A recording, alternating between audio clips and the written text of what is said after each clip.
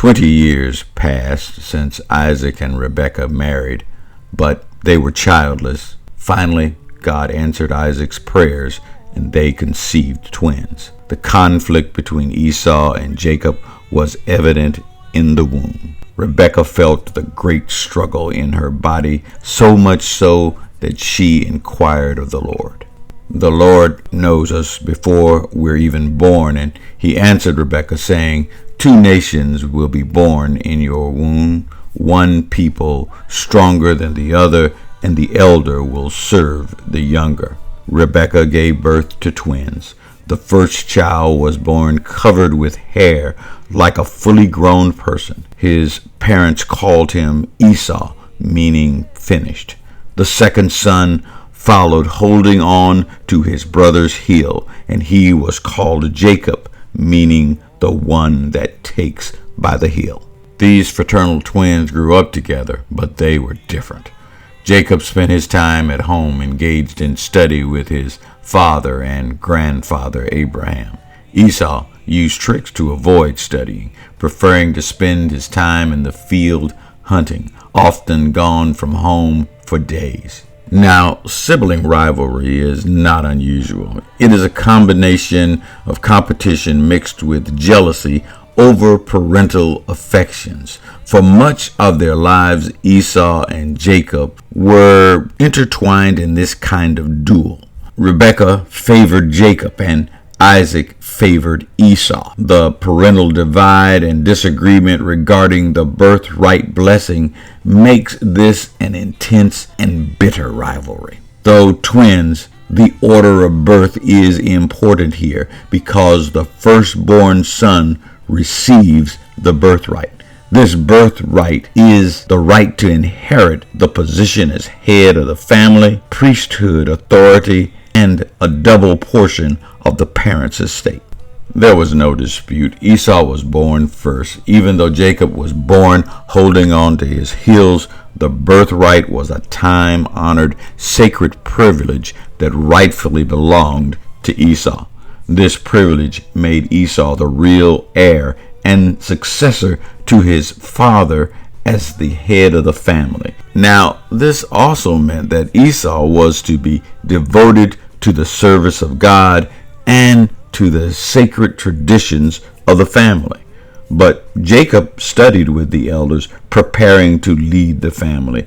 Esau avoided studying. He did not want the responsibility, preferring a carefree life as a hunter and a man of the fields.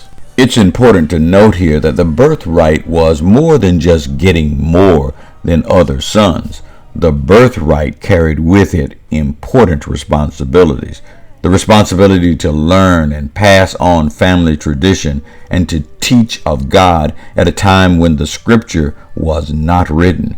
The responsibility to become a strong leader for a family surrounded by heathen neighbors. The responsibility to be a spiritual guide for a family uniquely blessed by God.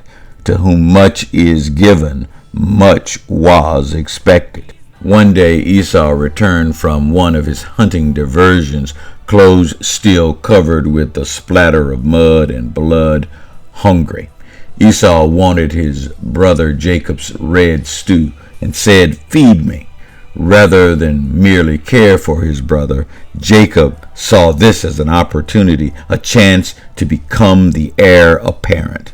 Now, before we throw stones at Jacob, we have all seen times when someone was vulnerable and we were tempted to exploit or even exploited their vulnerability to our advantage. For example, making sure that the boss knows that her favorite, her heir apparent, messed up and you cleaned it up in order to make sure that you jump ahead is exploiting their vulnerability. Jacob exploited the vulnerability of his brother, agreeing to share the simple stew when he was famished for the exorbitant price of his brother's birthright. Esau could have said no, but like we often do when we fall, Esau made a decision to seek short-term pleasure over long-term eternal gain. Our lesson says that Esau despised his birthright. Think about it.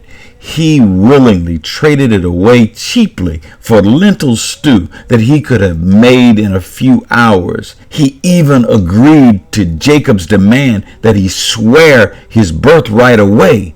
Clearly, Esau saw this birthright as having little value. In the law, we would say no one approaches us with clean hands in this lesson. My mother, on the other hand, would say it a little clearer.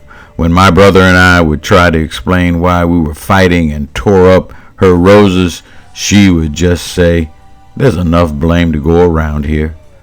That's the lesson for this week. Have a great week. Bye.